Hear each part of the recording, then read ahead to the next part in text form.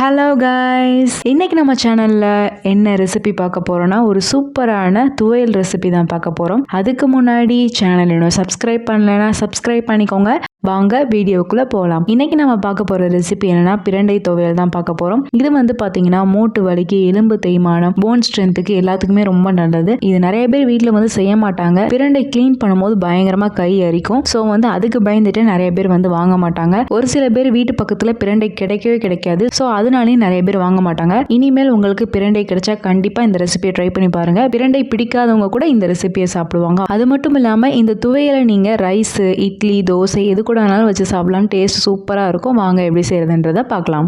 இதுக்கு ஃபர்ஸ்ட் பிரண்டை எடுத்துக்கோங்க. நான் வந்து பாத்தீங்கன்னா ஒரு கட் அளவுக்கு பிரண்டை எடுத்திருக்கேன். பிரண்டை வந்து பாத்தீங்கன்னா பிஞ்சா எடுத்துக்கோங்க. ரொம்ப வந்து முத்துனது எடுக்கக்கூடாது. பிஞ்சா எடுத்தா மட்டும் தான் உங்களுக்கு நார் அதிகமா இருக்காது. ஸோ உங்களுக்கு செய்யறதுக்கும் நார் எடுக்கிறதுக்கு, அரைக்கிறதுக்கு எல்லாத்துக்குமே ஈஸியா இருக்கும். பிரண்டை வந்து கிளீன் பண்றதுக்கு முன்னாடி ஃபர்ஸ்ட் வந்து நல்லெண்ணெய் கையில அப்ளை பண்ணிக்கோங்க. நல்லெண்ணெய் இல்லைன்னா நீங்க தேங்காய் எண்ணெய் யூஸ் பண்ணிக்கோங்க. ஃபர்ஸ்ட் வந்து பிரண்டையில வந்து அதுல இருக்க இலைகள், கொடிகள் எல்லாமே வந்து எடுத்துடலாம். அதுக்கப்புறம் வந்து ஒடிச்சிங்கன்னா இந்த மாதிரி நார் வரும். நார் வந்து பாத்தீங்கன்னா ஒரு கோடு மாதிரி 4 இடத்துல இருக்கும். அதை மட்டும் தனியா எடுங்க. பிரண்டையை ஒடிக்கும் போது ரொம்ப வந்து உள்ளுக்கு இருக்கிறத வந்து நசுக்கி நீங்க ஒடிச்சிடக்கூடாது. அப்படி ஒடிச்சிட்டீங்கன்னா கை அரிக்க ஆரம்பிச்சிடும். ஸோ நீங்க பார்த்து அந்த நாரை மட்டும் கத்தியாலேயோ இல்ல கையிலேயோ ஒடிச்சு எடுத்துருங்க. இந்த மாதிரி நாரெல்லாம் எடுத்துட்டு சின்ன சின்னதா கட் பண்ணி வச்சுக்கோங்க. உங்களுக்கு இன்னும் கொஞ்சம் சின்னதா வேணும்னா நீங்க அந்த மாதிரி கூட கட் பண்ணிக்கலாம். இப்போ ஸ்டவ் ஆன் பண்ணிட்டு 1 டீஸ்பூன் அளவுக்கு நல்லெண்ணெய் ஆட் பண்ணிக்கோங்க. நல்லெண்ணெய் ஆட் பண்ணிட்டு நல்லா வதக்கிக்கோங்க. பிரண்டையோடய சேர்த்து நான் பிரண்டை இலைகளும் ஆட் பண்ணியிருக்கேன். உங்களுக்கு வேணும்னா ஆட் பண்ணிக்கோங்க, வேண்டாம்னா ஸ்கிப் பண்ணிக்கோங்க. இப்போ இது எல்லாத்தையுமே சேர்த்து நல்லா வதக்கிக்கலாம். இந்த மாதிரி நல்லா கிரீன் கலர்ல மாறின பின்னாடி இதை வந்து ஒரு தட்டில் வந்து தனியாக எடுத்து வச்சிருங்க.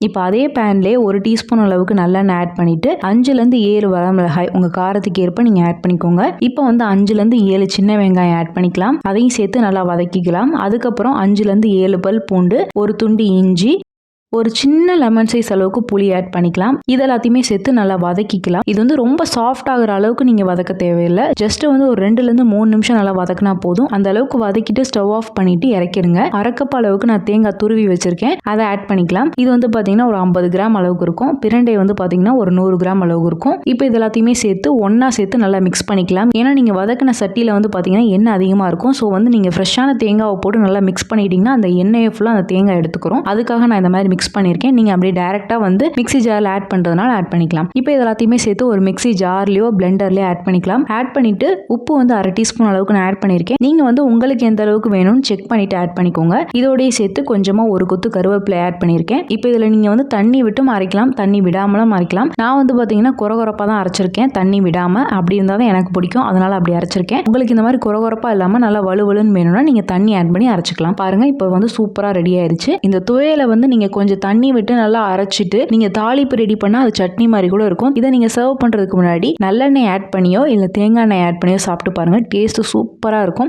இதை நீங்க சுட சுட சாதத்துக்கோ இல்லைன்னா இட்லி, தோசைக்கு வச்சு சாப்பிட்டீங்கன்னா டேஸ்ட் சூப்பரா இருக்கும். இந்த துவையல் எங்க வீட்டுல எல்லாருக்குமே ரொம்ப பிடிக்கும். ஸோ நீங்களும் ட்ரை பண்ணி பாருங்க. எப்போவாது வந்து பிரண்டை கிடைச்சுன்னா இந்த ரெசிபியை ட்ரை பண்ணி பார்த்துட்டு எப்படி வந்திருக்குன்னு எனக்கு ஃபீட்பேக் கமெண்ட்ஸ்ல சொல்லுங்க. ஸோ இந்த ரெசிபி உங்களுக்கு பிடிச்சிருக்கும்னு நினைக்கிறேன். பிடிச்சிருந்தா லைக் பண்ணுங்க, ஷேர் பண்ணுங்க, கமெண்ட் பண்ணுங்க. மறக்காம சேனலை சப்ஸ்கிரைப் பண்ணுங்க. இன்னொரு வீடியோல பார்க்குறேன். பாய்.